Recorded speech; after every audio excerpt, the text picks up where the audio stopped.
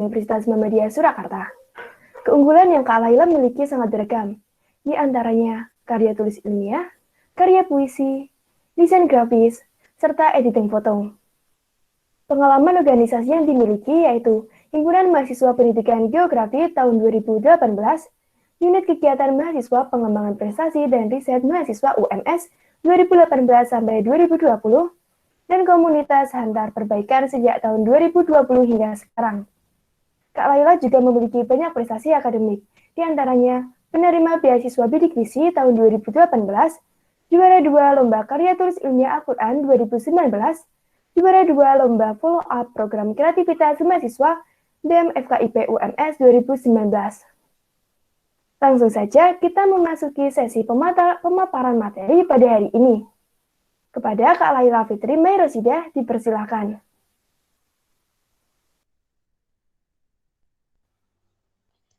Cek. Bismillahirrahmanirrahim. Apa suara saya masuk? Masuk, Kak. Oke, sebentar saya share screen.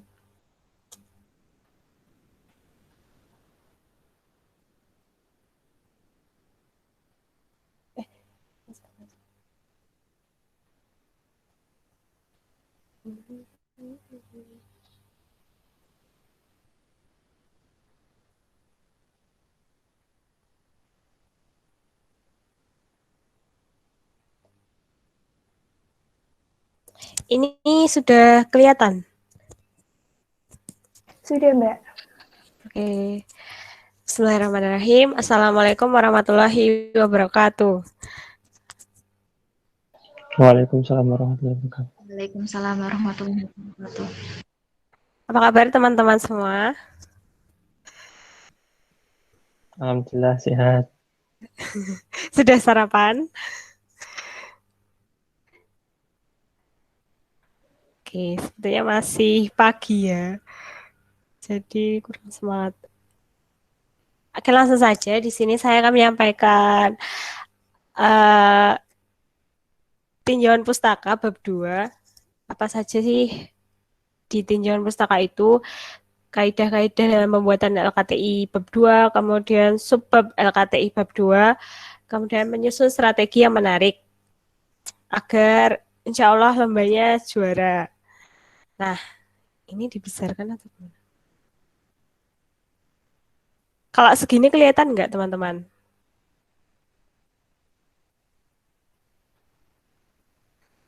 Kelihatan, Mbak. Kelihatan, Mbak. Oke, tinjauan pustaka sendiri memiliki arti peninjauan kembali atau review of literatur. Berfungsi sebagai peninjauan kembali review pustaka seperti laporan penelitian, makalah, dan lain sebagainya mengenai masalah yang berkaitan. Tapi tidak harus identik. Yang penting relate sama penelitian yang sedang kita lakukan saat ini. Kemudian, peninjauan kembali pustaka itu insya Allah di semua karya tulis ada ya, jadi merupakan hal yang mendasar dalam penelitian. Jadi semakin banyak seorang peneliti mengetahui, mengenal, dan memahami tentang penelitian-penelitian yang dilakukan sebelumnya, maka semakin dapat dipertanggungjawabkan caranya meneliti permasalahan yang sedang dihadapi. Kemudian waktu SMA itu saya kalau tinjauan pustaka cuma kopas-kopas aja, terus sama ada nama pengarangnya. Tapi sebenarnya menulis tinjauan pustaka itu bukan meringkas dari artikel atau jurnal yang kita tinjau, tetapi membuat analisis kritis hubungan antara artikel-artikel jurnal tadi yang kita tinjau, kemudian menambah argumen dengan riset penelitian yang saat ini kita lakukan. Fungsi dari tinjauan pustaka itu apa sih? Jadi untuk mengevaluasi penelitian orang lain, untuk mencari celah gap dari penelitian sebelum-sebelumnya, agar kita bisa mendapat ide terbarukan serta mengembangkannya menjadi penelitian yang lebih baik lagi, sehingga pembaca yakin bahwa peneliti paham mengenai topik yang sedang diteliti, agar argumen kita bertambah kuat dengan adanya penelitian yang sebelumnya. Tujuannya dari tinjauan pustaka itu apa atau yaitu menemukan penjelasan yang dapat membantu menafsirkan data penelitian, mengetahui apa yang pernah dilakukan dalam penelitian sebelumnya, membatasi masalah dan ruang lingkup penelitian. Membatasi masalah itu bagaimana toh? Yaitu untuk menghindari adanya penyimpangan dan pelebaran pokok masalah agar penelitian itu lebih fokus, lebih spesifik pada topik yang kita tentukan, sehingga pembahasannya bisa lebih terarah dan tujuan penelitian itu juga tercapai.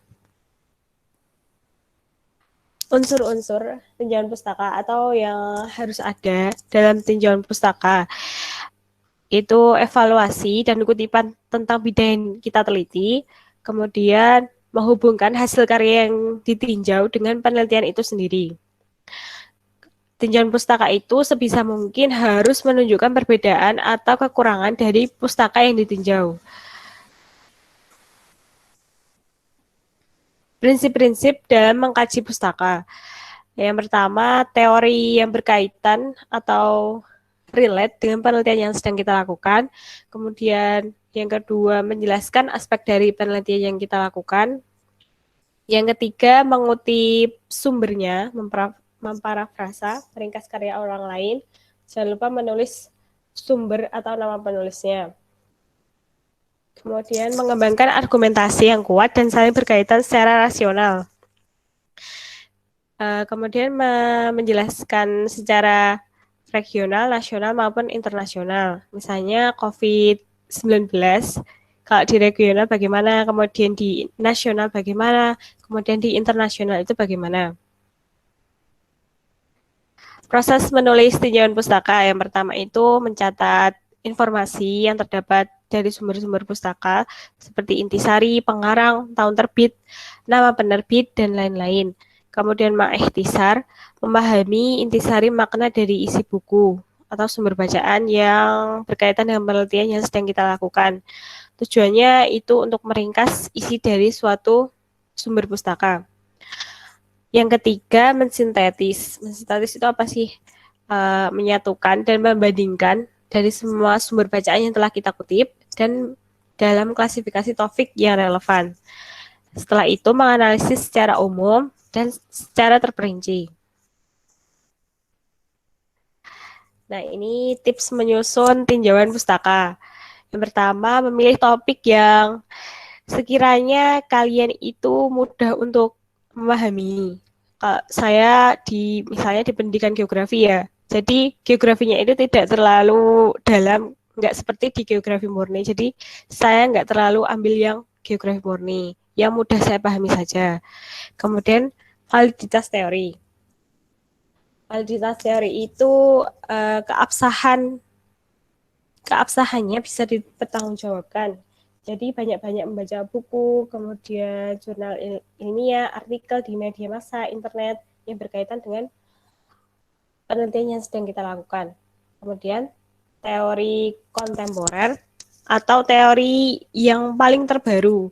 Kita juga bisa misalnya di awal paragraf itu teori lama, kemudian kita perkuat dengan teori kontemporer, itu juga bisa. Kemudian menyusun mengacunya pada judul. Menulis teori tidak melebihi unsur yang ada pada judul. Contohnya kulturalisasi e-jurnal dalam keilmuan global atau upaya mewujudkan e-jurnal sebagai budaya baca di tengah masyarakat gagap teknologi. Maka yang dijelaskan di tinjauan pustaka itu pengertian e-jurnal, kemudian nilai positif dan negatif e-jurnal itu apa, dan teori kulturalisasi. Selanjutnya itu teori paling penting. Sebenarnya tidak ada teori penting dan tidak penting ya, tapi usahakan teori ini belum diketahui oleh banyak orang. Misalnya dekonstruksi otoritarianisme agama dalam rangka kebebasan berkeyakinan. Maka yang kita jelaskan di tinjauan pustaka itu mengenai dekonstruksi dan otoritarianisme. Nah, ini contoh panduan LKTI yang pernah saya ikuti ya. Tapi kebanyakan insya Allah sama. Yang pertama itu uraian yang menunjukkan landasan teori dan konsep-konsep yang relevan dengan masalah yang dikaji. Ya, sama kayak tadi ya. Kemudian uraian mengenai pendapat yang berkaitan dengan masalah yang dikaji, kutipan akan lebih baik bila diambil dari sumber pustaka primer. Jadi pustaka primer itu apa toh? Pustaka primer itu berupa penjelasan langsung dari peneliti, berupa biasanya jurnal, seperti itu. Ya, kita anak kuliah udah biasa ya, kalau nyari-nyari jurnal. Kemarin saya lihat juga di Instagramnya Prisma, itu udah upload link-link jurnal, agar nggak nyarinya di Google Scholar terus. Nah, ini situs jurnal bisa jadi referensi lain juga, lumayan banyak. Tapi kebanyakan bahasa Inggris, dan tahunnya itu bisa diatur nyarinya tahun berapa gitu. Kemudian subbab LKTI. Contoh judulnya Etouris, media promosi berbasis IT, solusi meningkatkan daya tarik wisatawan asing terhadap pariwisata Indonesia di tengah arus globalisasi. Ini judul lama ya, jadi ya udah sekarang udah nggak itu lagi, tren lagi. Jadi yang ditulis apa aja tuh? Yang pertama, yang biasanya 2.1 itu landasan teori, menjelaskan mengenai arus globalisasi, pariwisata, bagaimana daya tarik wisatawan asing saat ini, dan media promosi. Tapi akan lebih baik itu kita lebih spesifik ya kan, ini pariwisata Indonesia. Jadi kita lebih bisa membatasi masalahnya, misal wisata di kota Solo atau kota Karanganyar atau mana gitu. Jadi lebih spesifik. Kemudian 2.2 itu ya seperti tadi, mengenai pendapat yang berkaitan dengan masalah yang dikaji atau penelitian yang relevan. Kalau pas saya di UNESA itu, dosennya apa ya, menyarankan untuk ini membuat tabel pembeda seperti ini. Misalnya penelitian satu bagaimana kayak membandingkan penelitian-penelitian sebelumnya. Tapi tergantung juga panduan lomba yang kita ikuti ya. Jadi nggak harus sama. Bisa juga dijabarkan seperti paragraf-paragraf pada umumnya.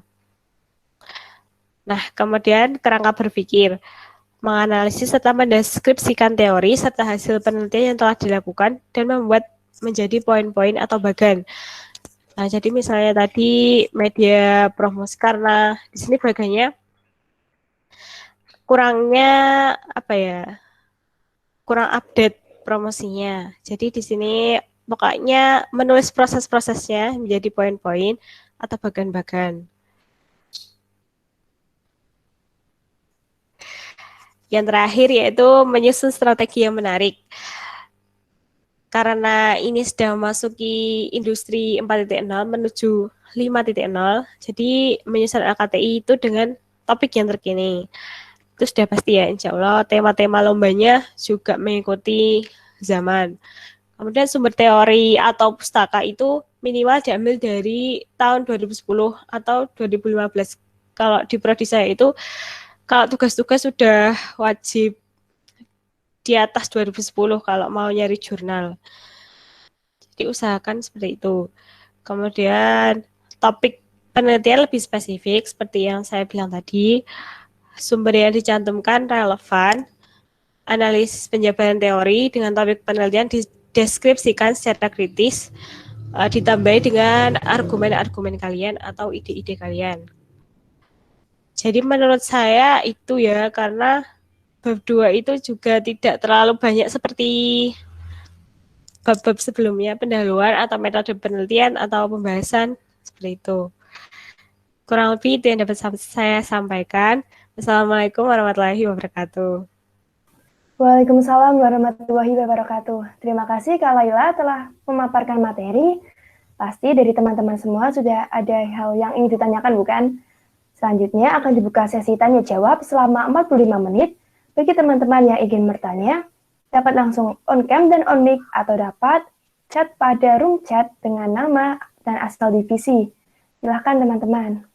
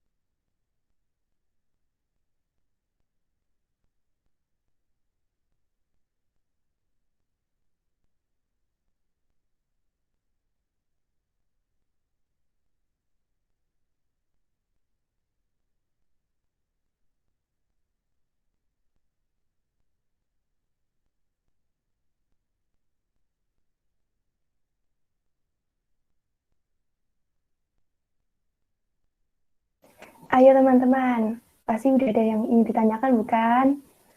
Yuk tanya-tanya.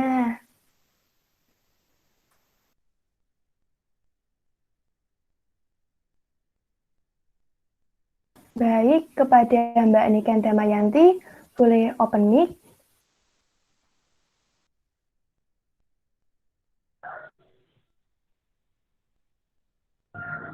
Oke, apakah suara saya masuk? Sudah masuk, Mbak.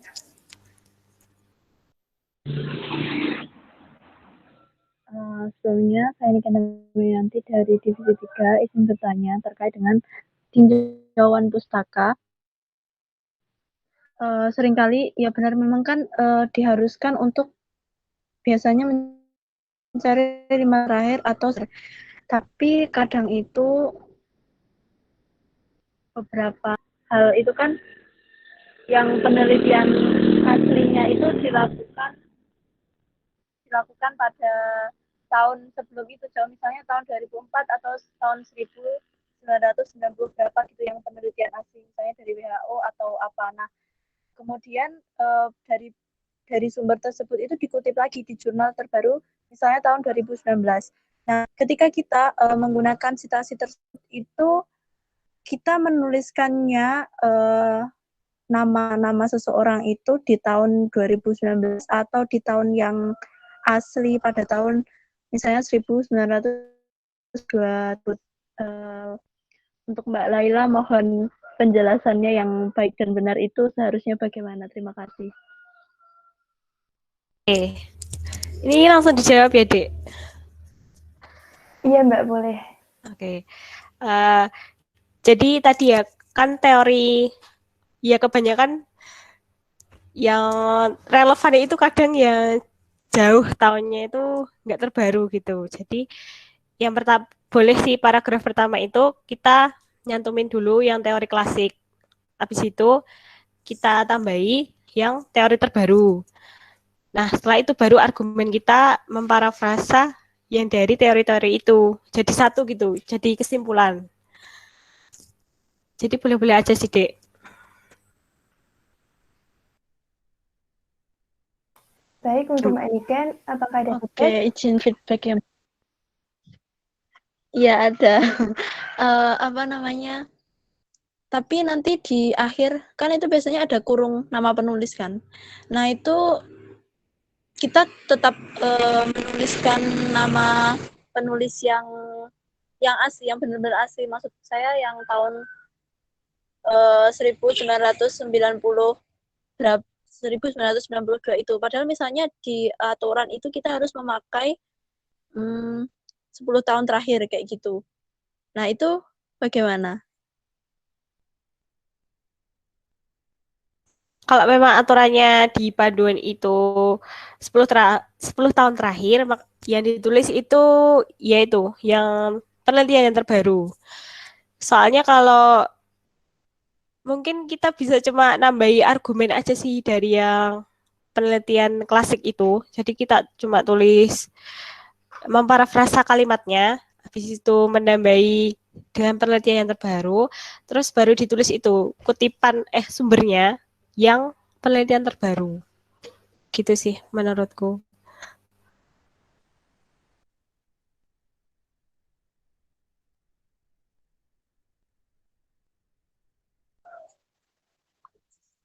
Oke, Mbak, terima kasih.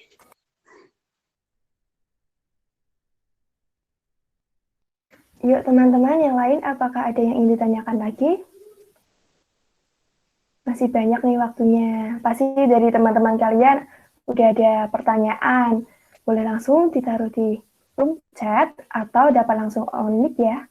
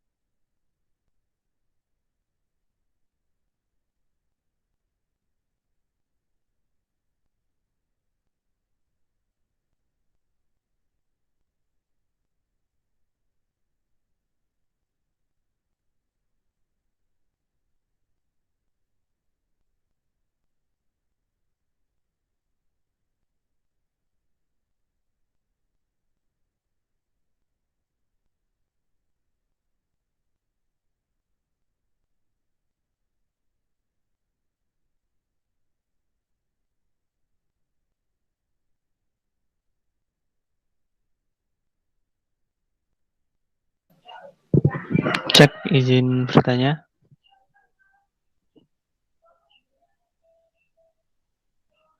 Baik, silahkan Rizky. Oke. Perkenalkan, nama saya Nurmata Rizky dari Divisi 3.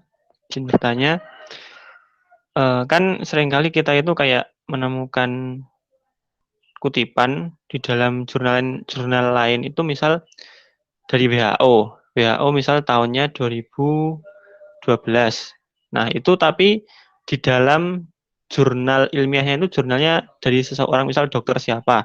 Nah, ketika kita mau mengutip WHO-nya itu, sitasi yang kita pakai itu gimana? Apakah pakai sitasi yang dalam kurungnya itu WHO itu atau yang dari jurnal ilmiahnya dokter yang kita pakai itu tadi? Terima kasih. Baik, kepada Kak Laila, boleh langsung dijawab. Setahu saya kalau misal saya juga mengalami hal yang sama ya kalau mengutip dari badan-badan yang seperti itu kayak WHO, kemudian BPBD, BNPB gitu, saya menggunakan yang asli, versi aslinya. Biar apa ya? Biar keabsahannya kuat gitu loh. Gitu sih. Kecuali kalau kamu mau menginovasi gitu atau mengutip inovasinya dokter itu, jadi pakai yang punyanya dokter itu. Gimana? Kalau enggak kan seringkali kadang-kadang kita nemu kalau misal WHO dalam dokter A misal koma tahun berapa. Nah, itu kalau citasi yang seperti itu eh, yang dipakai yang mana? Kalau yang kayak gitu, Kak. Oh ya, kalau kalau itu di penelitian dokternya berarti yang dipakai nama dokternya berarti. Soalnya dokternya kan udah menulis dari ada kutipan WHO terus kata-kata dokternya itu kan. Ya itu. Ya, siap Kak. Terima kasih. Ya, sama-sama.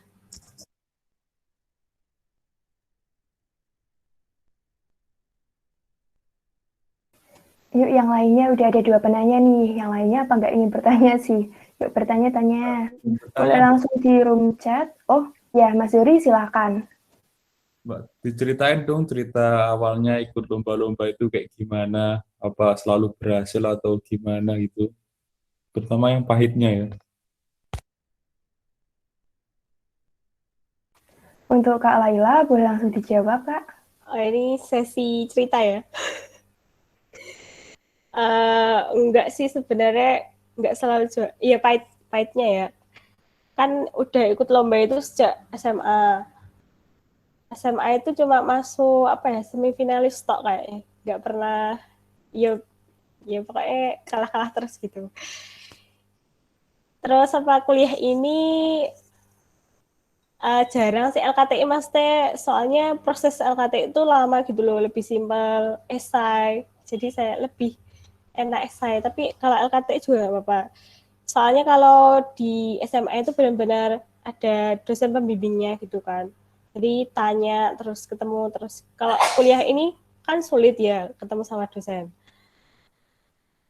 Jadi ya kayak cuma minta tanda tangan gitu doang. Kalau nggak minta diajari itu sama kakak tingkat sih, ya sama kakak Prisma gitu pas dulu. Apalagi Yuri. Apa ngono tok mbak? Lagi nggak tahu. Yang apa tuh kalah gitu tuh. Sering nek kalah. Nggak cuma sekali 2 kali. Sering banget.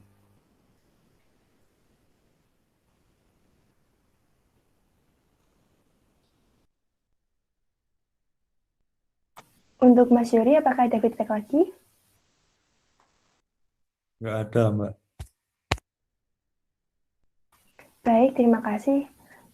Kak Laila izin bertanya. Tadi kan udah dipaparkan kalau maaf nih kakak kan sering kalah. Nah, gimana cara untuk memunculkan motivasi lagi buat terus ikut lomba lagi itu gimana ya kak? Terima kasih. Oh ya, pas kalau kalah ya pas sering kalah itu Misalnya saya ikut temanya apa ya, yaitu tentang geografi gitu ya. Sebenarnya saya juga nggak terlalu mendalami, kayak biasa biasa aja gitu loh. Jadi saya ambil yang saya suka, kayak tema misalnya Al-Quran gitu, terus pendidikan yang tentang anak-anak gitu. Jadi saya bisa lebih enjoy gitu loh pas ngerjain LKTI.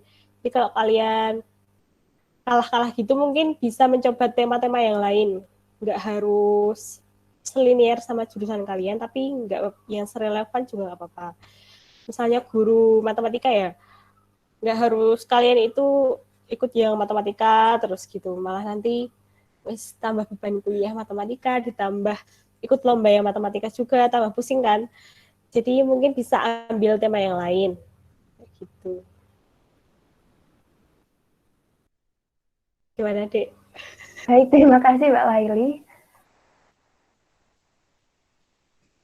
Sebelumnya, boleh ada closing statement atau pesan-pesan dari Mbak Laila untuk para peserta Soimak. Kepada Mbak Laila dipersilahkan. Ya, ini teman-teman Mas, oh ya, angkatan 20 sama 21 belum ada nih. Ya masih semester muda ya, usahakan banyak ikut mencoba lomba-lomba. Nggak apa-apa kalau kalau susah LKTI, esai dulu. Kalau esai belum sanggup, apa PKM atau nulis artikel, puisi, dan lain-lain. Kan teman-teman juga udah dari awal masuk Prisma juga udah disuruh nulis PKM ya. Jadi banyak-banyak belajar juga, banyak-banyak mencoba sih yang penting.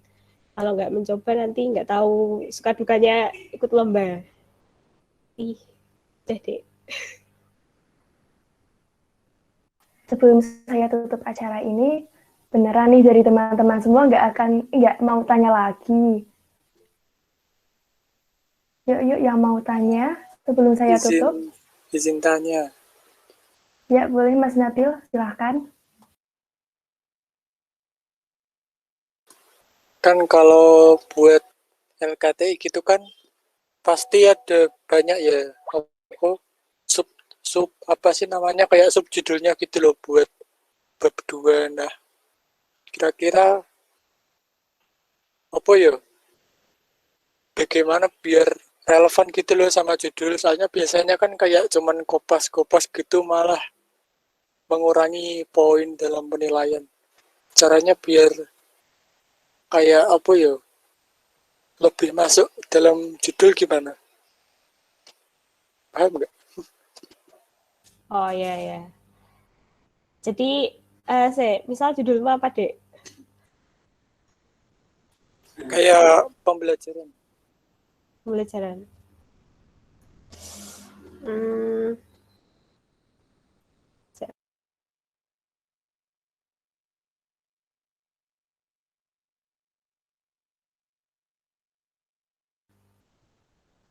aku nge-share itu nggak kelihatan ya? Ini. Kelihatan nggak? Belum. Gimana ya Mbak? Belum Mbak? Belum. Caranya gimana tuh?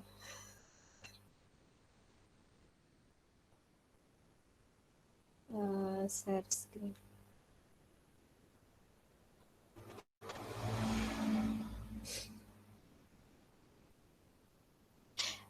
Aku ganti judul aja ya, Dek. Misalnya, ini udah kelihatan. Sudah Mbak. Misalnya ini ya judulnya sebagai solusi cerdas, ini bisa dibaca sendiri.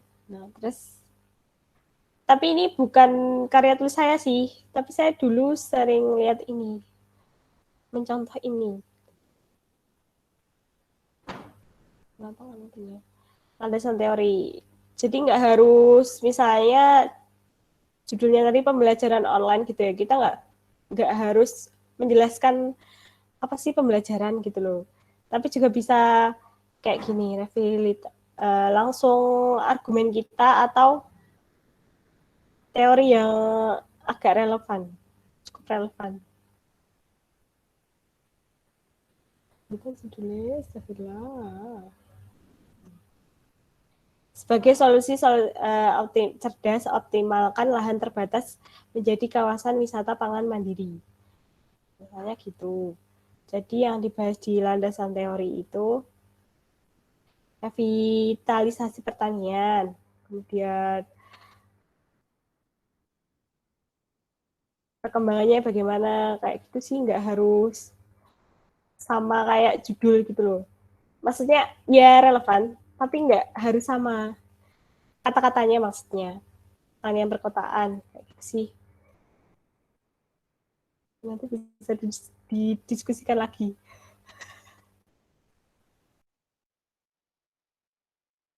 Baik, untuk Mas Nabil, apakah ada feedback? Berarti nggak harus sama kayak judul ya, Mbak, tapi lebih ke apa yang kita bahas gitu. Iya, ya gitu. Kata-katanya nggak harus sama dengan judul, tapi yang penting itu relate sama penelitian kita gitu.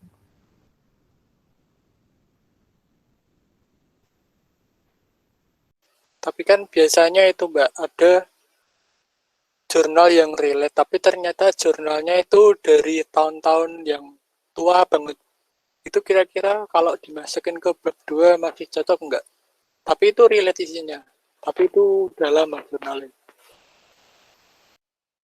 Kembali lagi ke itu ya, sama panduan lomba yang kalian ikuti. Misalnya itu nggak masalah pakai jurnal-jurnal lama juga nggak apa-apa. Tapi misalnya itu ada panduannya harus pakai jurnal minimal 10 tahun itu, ya usahakan cari yang terbaru. Tapi agak susah sih emang. Tapi kalau kita ambil poin-poinnya gitu, terus jadi paragraf itu juga nggak apa-apa sih, nggak masalah.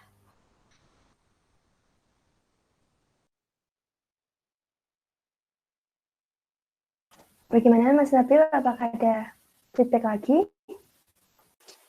Cukup. Terima kasih, Mbak. Selanjutnya untuk Mbak Winda Dwi Lestari, dipersilahkan untuk bertanya Mbak. Boleh open mic, boleh melalui room chat.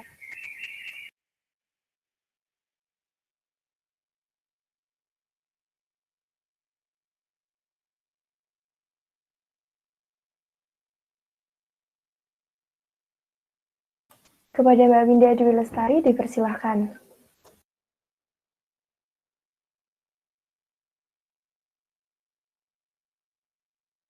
Sepertinya Mbak Winda melalui kendala.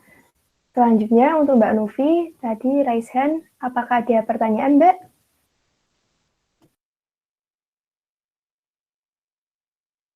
Sebentar ini punya Dek Winda ada di room chat. Baik Mbak, akan saya bacakan ya. Izin bertanya Mbak Laila, apakah dalam KTI, khususnya di event LKTI itu, ada batas uji similaritas Turnitin dan seterusnya masuk ke poin penelitian ya? Terima kasih. Untuk Mbak Laila, boleh langsung dijawab. Biasanya enggak sih, Dek, kalau di itu LKTI. Tapi kalau jurnal itu baru ada kayaknya. Pas saya upload jurnal itu ada Turnitin. Kalau LKTI insya Allah enggak. Tapi dilihat lagi panduannya atau tanya ke panitia penyelenggaranya. Gitu. Untuk Mbak Winda, apakah ada feedback?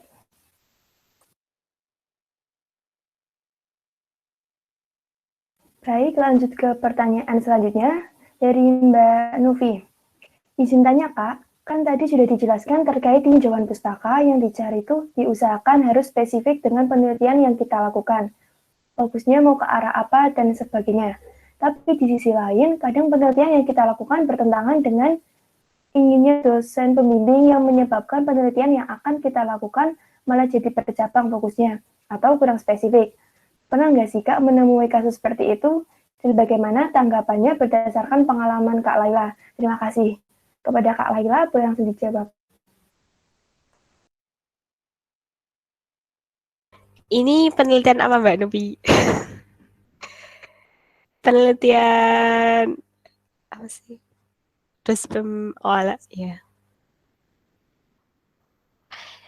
Kan tadi di apa sih? Tinjauan pustaka ada pembatasan masalah ya. Ya kadang itu pemikiran kita itu malah kemana-mana, nggak fokus ke yang kita teliti saat ini. Jadi pas di tinjauan pustaka itu kita berusaha untuk mengambil poin-poinnya aja. Pas saya PKL 2 itu meneliti tentang pertanian di Karanganyar ya, perubahan lahan pertanian, tapi malah bercabang ke pertaniannya kemana-mana gitu, jadi kayak malah repot sendiri.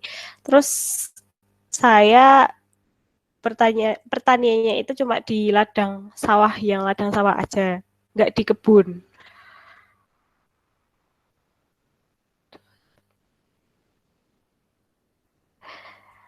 Diusahakan apa ya, lebih merangkum-rangkum lagi kayak poin-poin pentingnya aja. Gimana Mbak Novi?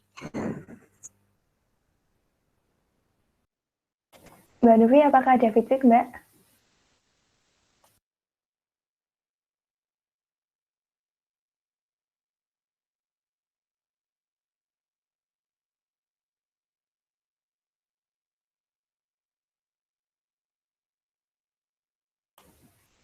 Baik, teman-teman semuanya, apakah ada pertanyaan lagi? Ini waktunya masih banyak.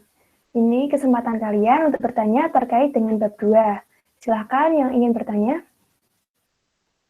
Oke, ada pertanyaan lagi dari Azura. Izin bertanya, lomba KTI Al-Quran itu gimana ya, Mbak? Bedanya sama lomba KTI pada umumnya? Terima kasih. Kepada Mbak Laila, boleh langsung dijawab, Mbak.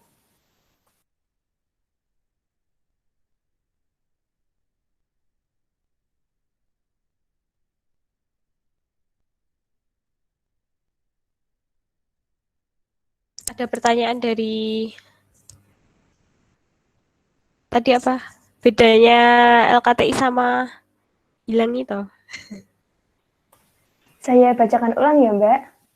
Dari Oke. Azura Divisi 3. Izin bertanya, lomba KTI Al-Quran itu gimana ya, Mbak? Bedanya sama lomba KTI pada umumnya? Terima kasih. Boleh langsung dijawab, Mbak. Kalau LKTI pada umumnya itu ya biasa ya, kayak tema ekonomi, budaya, terus apa pertanian dan lain-lain. Kalau LKTI Al-Quran itu kita ambil sumbernya dari Al-Quran. Misalnya judulnya penanaman karakter dari surat Ibrahim ayat ini gitu. Jadi kita nyari-nyari sumbernya itu dari tafsir Al-Quran itu. Terus kita buat LKTI. Tapi juga sama sih, mencari penelitian-penelitian sebelumnya yang kayak yang relevan dengan LKTI yang kita teliti itu. Cuma temanya aja sih. Terus tapi juga dicantumin ayat-ayatnya gitu. Bedanya itu sih. Kan kalau di misalnya penelitian biologi kan hasil laboratoriumnya dicantumin. Tapi kalau Al-Quran ya ayat-ayatnya, tafsir-tafsirnya, pendapat-pendapat ulama gitu sih.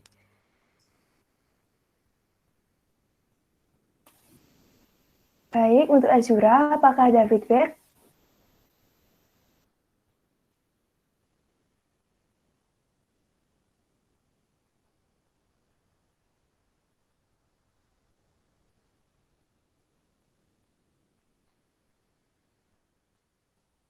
Oke, untuk teman-teman semuanya, apakah ada pertanyaan lagi? Boleh langsung ditaruh di room chat atau langsung open mic ya.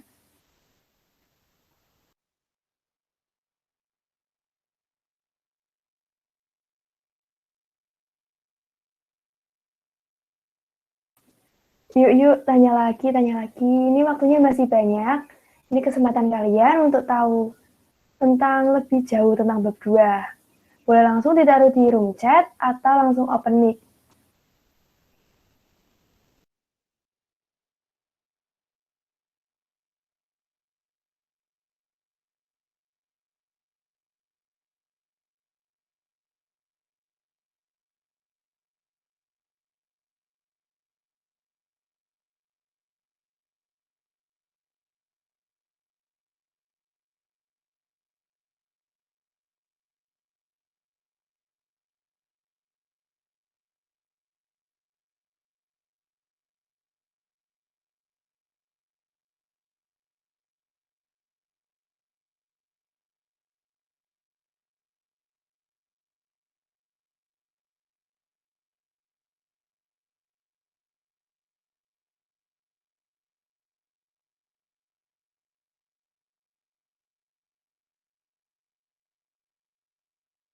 Yuk yang mau tanya boleh langsung ditaruh di room chat.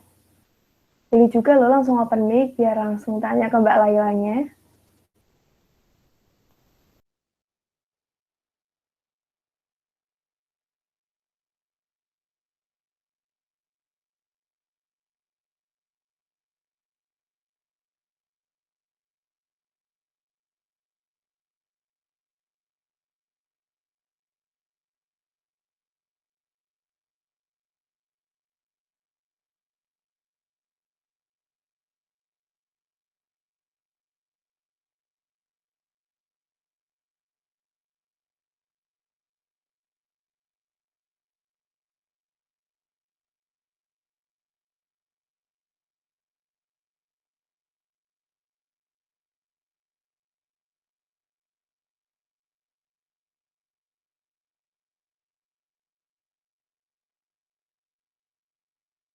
Yuk, boleh 1 atau 2 pertanyaan lagi.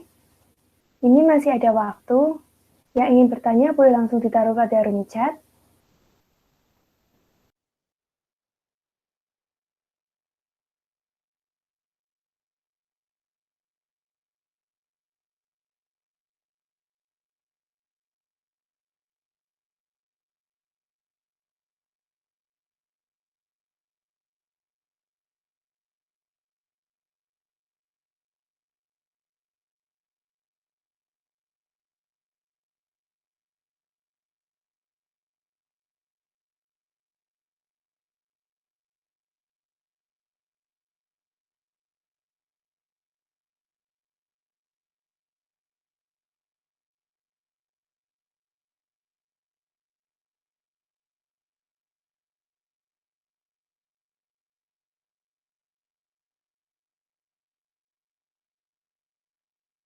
Baik, ada pertanyaan dari Rahma. Saya bacakan ya, Mbak. Izin bertanya, Mbak, bagaimana Kakak ambil tema tentang apa di LKTI? Apa kebanyakan juga relevan dengan jurusan Kakak? Terima kasih. Kepada Mbak Laila, boleh langsung dijawab, Mbak. Ya, kalau sebenarnya saya lebih nggak ke jurusan saya sih, tapi ke pendidikan gitu aja. Soalnya saya sebenarnya nggak terlalu, ya suka, tapi nggak mau meneliti geografi gitu lah intinya. Mau yang lain aja, yang lebih, ya menurut saya gampang, terus yang saya enjoy kalau meneliti itu. Terus objeknya pun ada di sekitar kita gitu loh. Jadi pas prosesnya itu gampang gitu loh.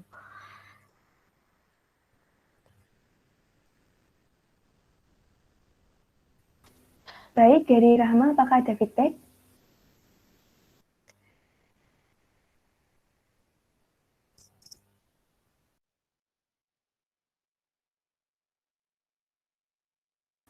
Oke, saya lanjut ke pertanyaan berikutnya. Saya bacakan ya, Mbak. Dari Anissa. Saya Anissa Dewi izin bertanya. Cara mencari topik terkini yang menarik, judulnya bagaimana ya, Kak? Terima kasih, Kak. Untuk Kak Laila, boleh langsung dijawab. Biasanya itu sih yang lagi trending sekarang. Terus judulnya itu menggunakan bahasa-bahasa anak muda sekarang gitu loh. Tapi juga tetap itu formal di KBBI ada. Soalnya kan sekarang udah ada atau mager itu udah ada di KBBI nggak sih? Ya nggak tahu, pokoknya pakai kata-kata yang anak muda sekarang gitu, terus disingkat kayak biasanya itu judulnya. Tapi topik yang menarik saat ini ya apa ya, pembelajaran online, COVID, ya kayak gitu sih. Mungkin itu industri 5.0 bisa. Gimana, Dek?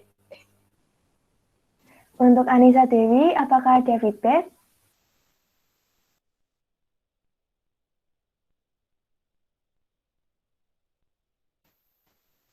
Mbak, izin melanjutkan pertanyaan dari Anissa Dewi. Bertanya, kan untuk topik terkini itu pastinya banyak juga yang ambil topik tersebut. Nah, gimana caranya agar topik kita itu berbeda dari yang lain, judulnya juga berbeda dari yang lain dan menarik gitu. Tips and triksnya gimana ya Mbak? Cari judul yang menarik tapi juga berbeda dari yang lainnya. Terima kasih.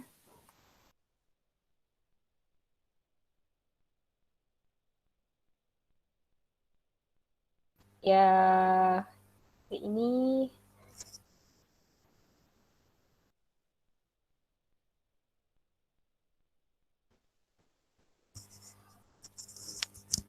biasanya kan itu yang topik-topik biasanya apa ya, cukup besar gitu loh lingkupnya. Nah, kalian bisa lebih spesifik ke lingkup kalian, difokuskan dalam satu ruang gitu loh, nggak campur-campur. Misalnya kalau kalau COVID di pembelajaran SMP gitu, nanti kalian bisa buat yang lebih unik, misalnya murid ini memiliki sesuatu yang keterbatasan di rumahnya, misalnya langsung difokuskan pada rumah si muridnya itu loh.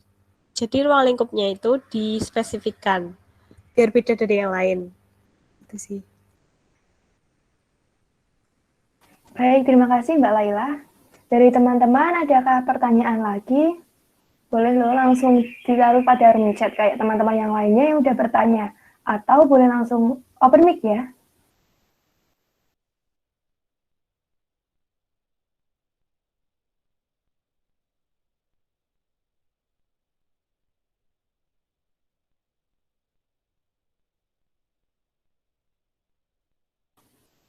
Beneran nih, nggak mau tanya lagi. Yuk, tanya. Boleh tanya?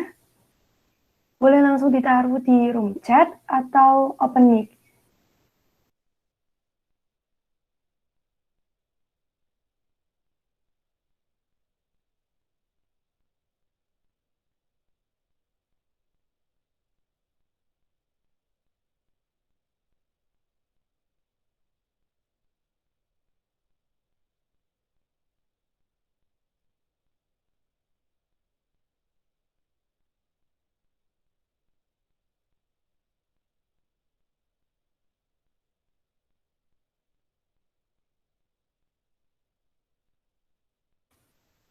Karena sepertinya sudah tidak ada yang ingin ditanyakan lagi dari teman-teman semua. Baiklah, terima kasih kepada Kak Laila dan juga teman-teman yang telah mengikuti dan melancarkan sesi tanya jawab ini. Demikianlah acara Sekolah Ilmiah pada hari ini. Selanjutnya, sebelum kita menutup sesi ini, saya akan membacakan kesimpulan materi pada hari ini. Kesimpulannya, tinjauan pustaka memiliki arti peninjauan kembali pustaka-pustaka yang terkait. Tinjauan pustaka dilakukan dengan cara membuat analisis kritis hubungan antara artikel-artikel jurnal dari karya peneliti sebelumnya dengan riset peneliti saat ini. Fungsi dari tinjauan pustaka yaitu menggunakan dan mengevaluasi peneliti orang lain untuk mencari celah atau gap.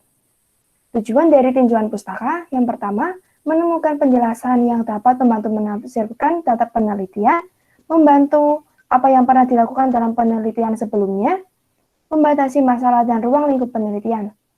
Unsur-unsur tinjauan pustaka ada dua. Yang pertama, evaluasi dan kutipan tentang bidang yang diteliti. Usaha dari tinjauan pustaka itu untuk menghubungkan hasil karya yang ditinjau dengan peneliti itu sendiri. Proses menulis tinjauan pustaka. Yang pertama, mencatat. Yang kedua, mengistisar makna isi buku atau sumber bacaan yang berkaitan dengan penelitian yang dilakukan. Yang ketiga, menganalisis secara umum dan terperinci. Tips menyusun tinjauan pustaka. Yang pertama, memilih topik penelitian serta teori yang sudah dipahami oleh peneliti. Yang kedua, validitas teori. Yang ketiga, teori kontemporer. Yang keempat, mengacu pada judul. Bab LKTI bab 2. Yang pertama, landasan teori. Yang kedua, penelitian yang relevan. Yang ketiga, kerangka berpikir.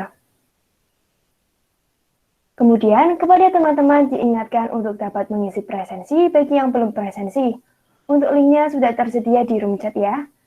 Selain itu, setelah sekolah ilmiah pertemuan kedua ini, akan ada penugasan sebagai lanjutan dari penugasan sekolah ilmiah yang pertama, yaitu melanjutkan untuk membuat bab 2, yang nantinya dikumpulkan melalui link yang akan diberikan oleh panitia. Ingat, deadline untuk penugasan ini yaitu sebelum pelaksanaan sekolah ilmiah yang ketiga ya teman-teman. Terakhir, akan ada sesi foto bersama yang akan dipandu oleh Karunia Saidah. Kepada teman-teman diharapkan untuk menghidupkan kameranya. Cek. Suaraku udah masuk, Nis? Sudah nih, silakan. Oke, teman-teman silakan bisa on cam dulu. Saya tunggu sebentar.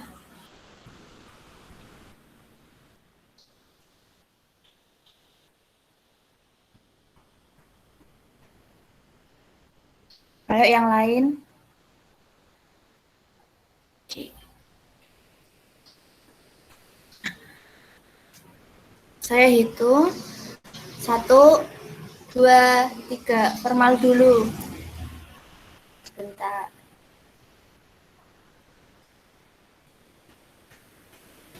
Next. Bebas, kayak bebas. 1, 2, 3.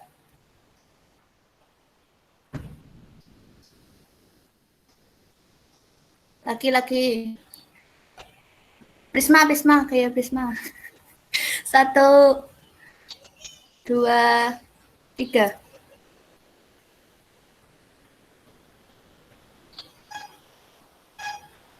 Oke, sudah. Bisa dilanjut, Nis. Baik, terima kasih kepada Karunia Caidah.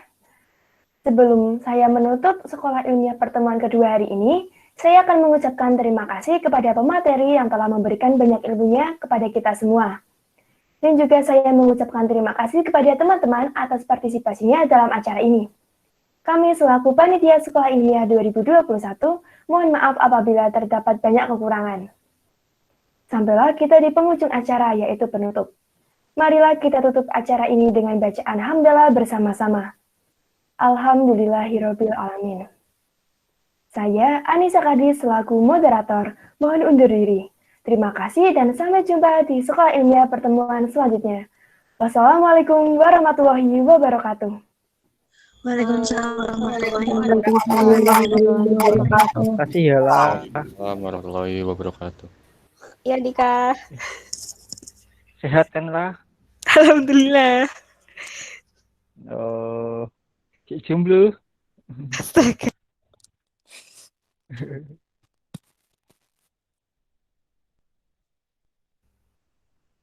Masih di